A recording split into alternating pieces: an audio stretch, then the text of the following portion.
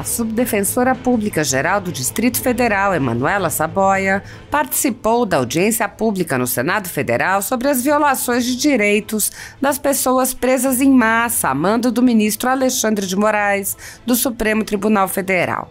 Saboia explicou que a Defensoria vem colaborando na tentativa de defender os direitos humanos dos presos, ainda que não possa defendê-los juridicamente, devido ao tipo de acusações que vêm sendo feitas a eles.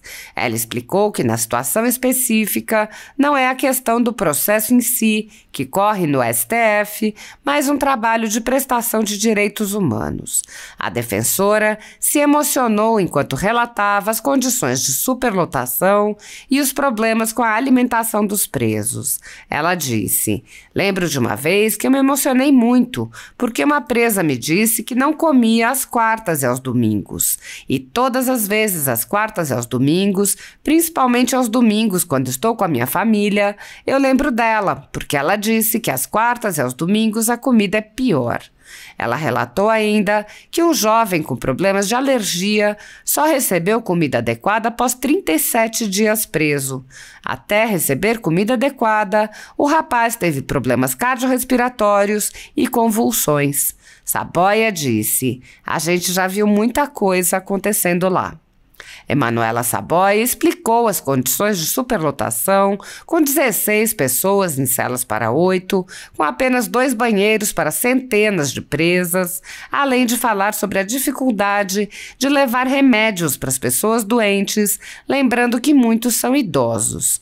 Ela relatou ainda que houve propostas formais para levar mulheres para o presídio masculino. Foi cogitado que elas ficassem no presídio masculino e, graças à Defensoria, isso não ocorreu. Emanuela Saboia relatou: "A gente nota que a maioria deles está bastante assustada. A verdade é que há muitas idosas no presídio feminino. Uma delas me disse que nem chegou a ir à Praça dos Três Poderes porque muitas delas nem deram conta de caminhar. Vieram para conhecer Brasília e participar de grupos de orações. Então, no dia 8, elas nem conseguiram caminhar até a Praça dos Três Poderes porque era muito longe. Mal chegaram à catedral e já voltaram para onde estavam acampadas." Ela acrescentou: "Tenho 20 anos de defensoria. Como disse o senador Magno Malta aqui, se a gente não se emociona com essas coisas, está na hora de se aposentar. E a gente tem que se emocionar. Tem que se emocionar com cada uma delas." A defensora relatou que não consegue sequer receber informações precisas sobre o número de pessoas presas, pois recebe informações desencontradas do próprio sistema. Saboia relatou que uma explicação para a diferença entre os números foi que algumas presas estão com problemas psiquiátricos devido à situação de abandono em que se encontram. No contexto atual do Brasil, muitas pessoas estão sendo tratadas como subcidadãos pelo simples motivo de terem manifestado apoio ao ex-presidente Jair Bolsonaro. Por expressarem suas opiniões, são alvo de CPIs, de inquéritos secretos conduzidos pelo ministro Alexandre de Moraes no Supremo Tribunal Federal, ou são vítimas de medidas arbitrárias, como prisões políticas, apreensão de bens, exposição indevida de dados, entre outras.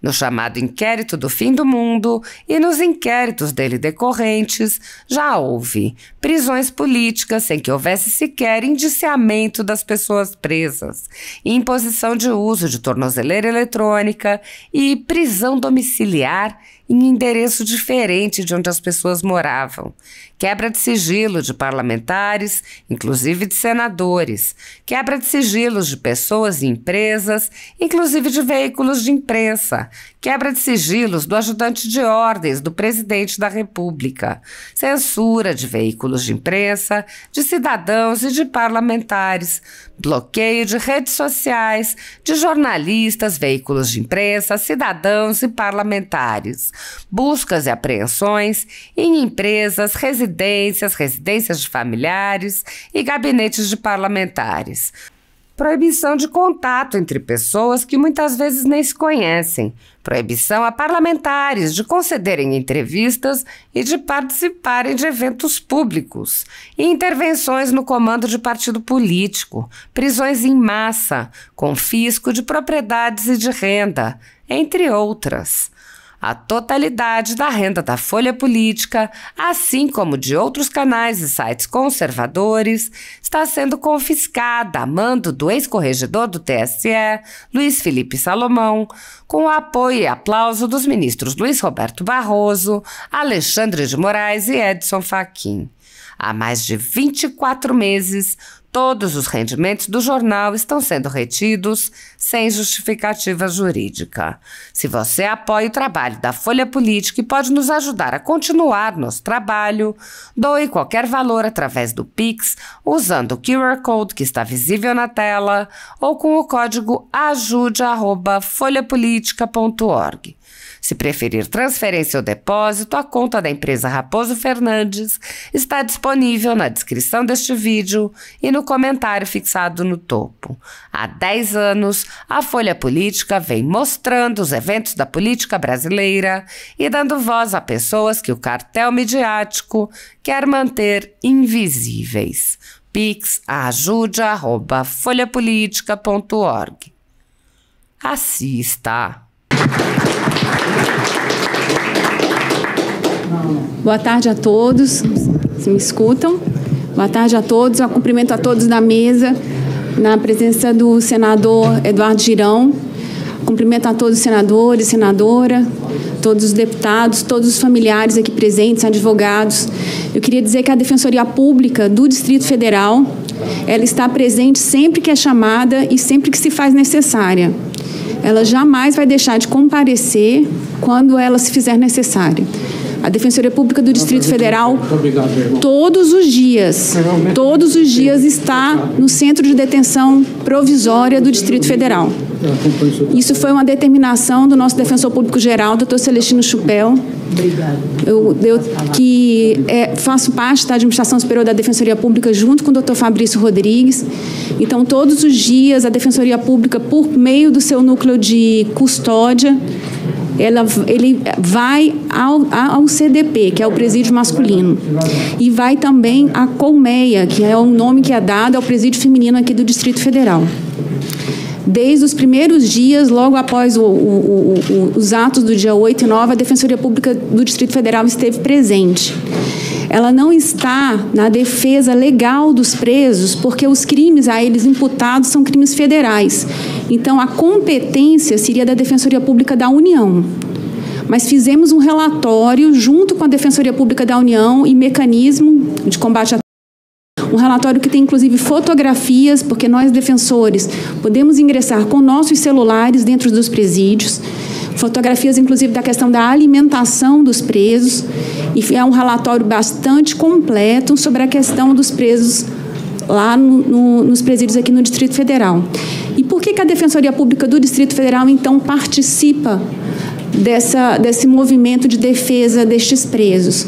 Porque a Defensoria Pública do Distrito Federal tem, por mandato constitucional, o artigo 134 fala que o defensor público ele deve não apenas ingressar com ações judiciais, fazer a defesa gratuita nas questões das ações judiciais, mas nós fazemos também mediações, ensinamos o direito para a população, nós temos núcleos de todas as áreas, direito de família, consumidor, saúde, fazemos toda essa espécie de abraço jurídico para a população carente, mas a Defensoria Pública do Distrito Federal, principalmente nessa gestão, ela busca a itinerância.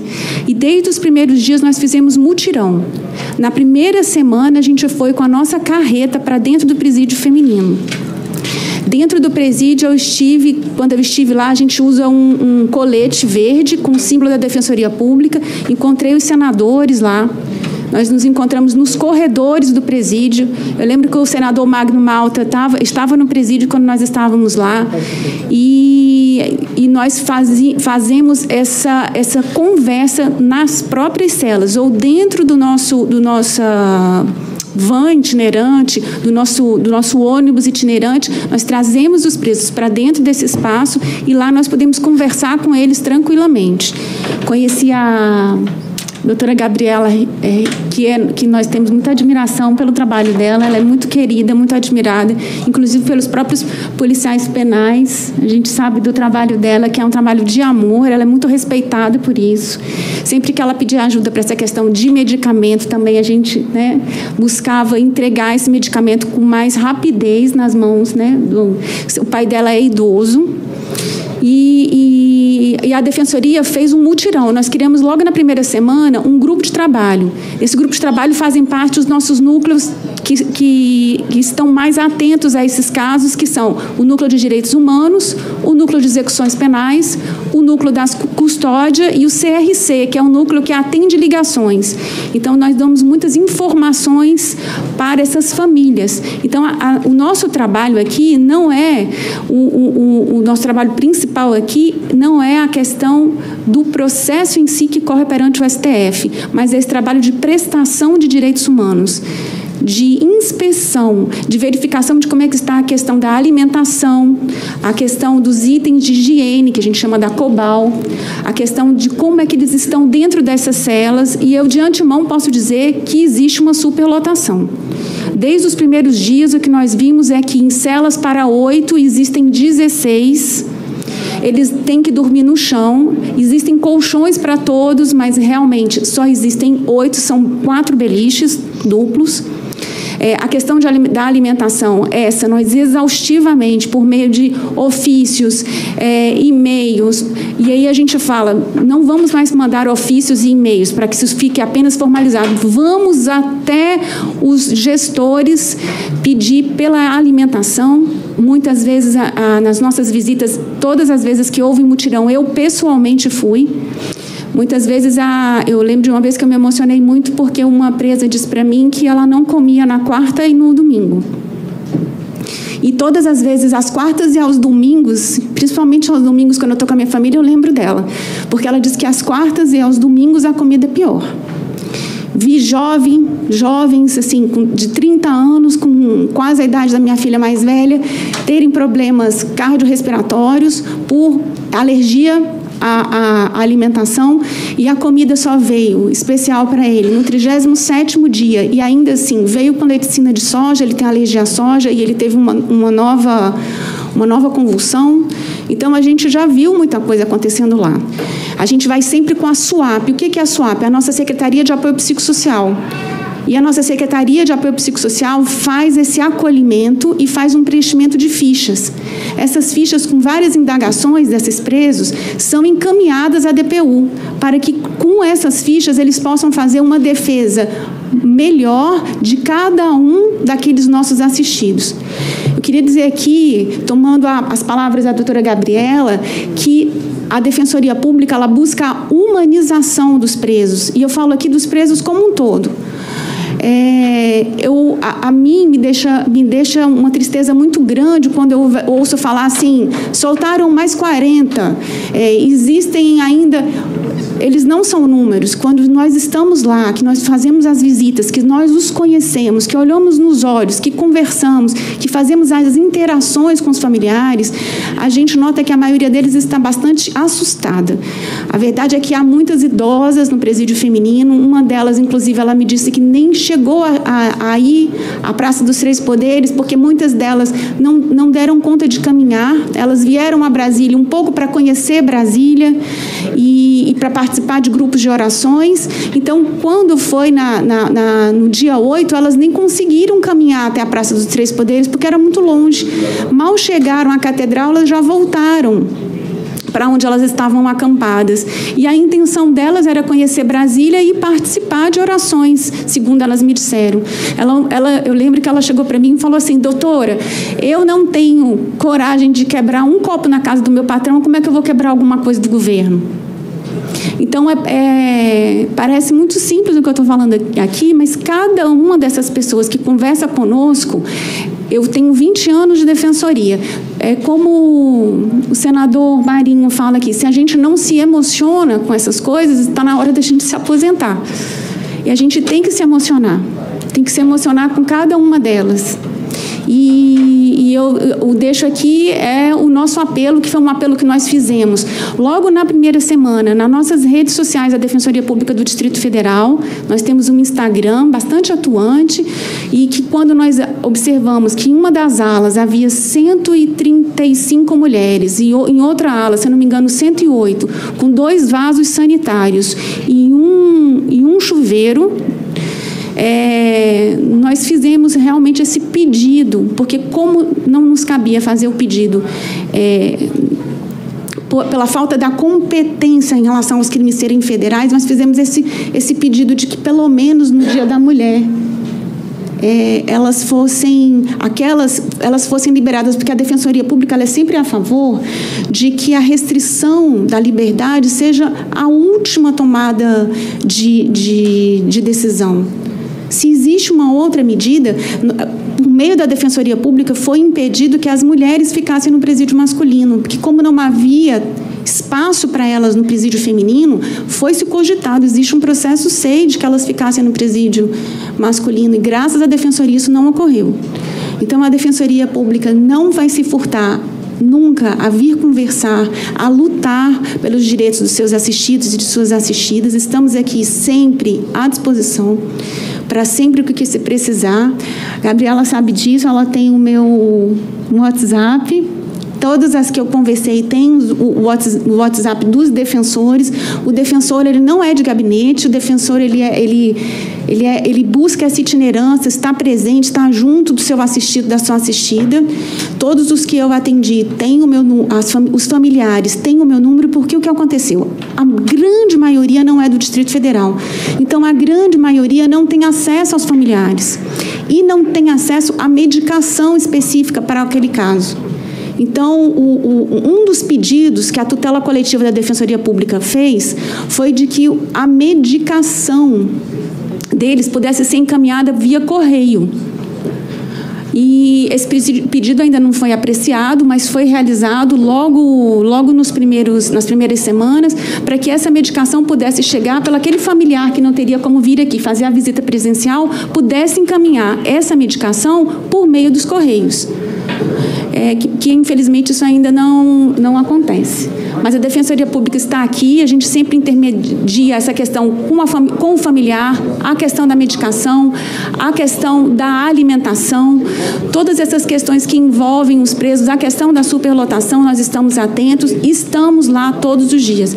Contem conosco e a Defensoria está de portas abertas para atendê-los, inclusive com o nosso número e com nossa central de relacionamento ao cidadão. Eu quero agradecer novamente esse espaço. Poder falar aqui do nosso trabalho, para mim, é uma grande honra. Acho que nada é por acaso. Se com 20 anos, agora que isso aconteceu, essa possibilidade de poder ajudar e estar presente nesse momento, podendo estar lá presencialmente em todos os mutirões, eu faço questão de estar. Conhecer pessoas como a doutora Gabriela, para mim, foi uma honra, como outros familiares que também eu conheço, que sei que são pessoas que têm muito amor e que se preocupam muito. E digo mais uma vez, não são números. Hoje mesmo eu fiz um pedido formal para saber quantos havia ainda presos pelos atos do dia 8 e 9, e eu recebi 2 números. Quantas mulheres? 2 números. Me disseram 60, outro número que eu recebi foi 63. Depois há uma justificativa que 3 estariam com problemas psiquiátricos. E aí eu vou pedir só mais um espaçozinho. Na véspera do Dia das Mães, eu passei a véspera do Dia das Mães especialmente atormentada, porque havia o risco de que 6 mulheres iriam se... Elas não estavam fazendo isso, não era combinado, não houve uma associação. Na realidade, elas estão mesmo com graves problemas psiquiátricos, estão assim extremamente entristecidas, elas não têm notícias dos seus familiares, elas não veem os seus familiares. Então, elas estão numa situação que urge que seja resolvida. E que se a única opção é a tornozeleira eletrônica, então que se dê a tornozeleira eletrônica para essas pessoas contra as quais a gente não tem nada para se provar contra elas, e elas que depredaram a Praça dos Três Poderes, para que elas possam voltar para suas famílias e para que lá elas possam ser cuidadas, cuidar da sua saúde, ter uma boa alimentação, possam dormir com dignidade. É isso que a gente pede. A Defensoria Pública luta por liberdade e por dignidade, por humanização da nossa população. Muito obrigada.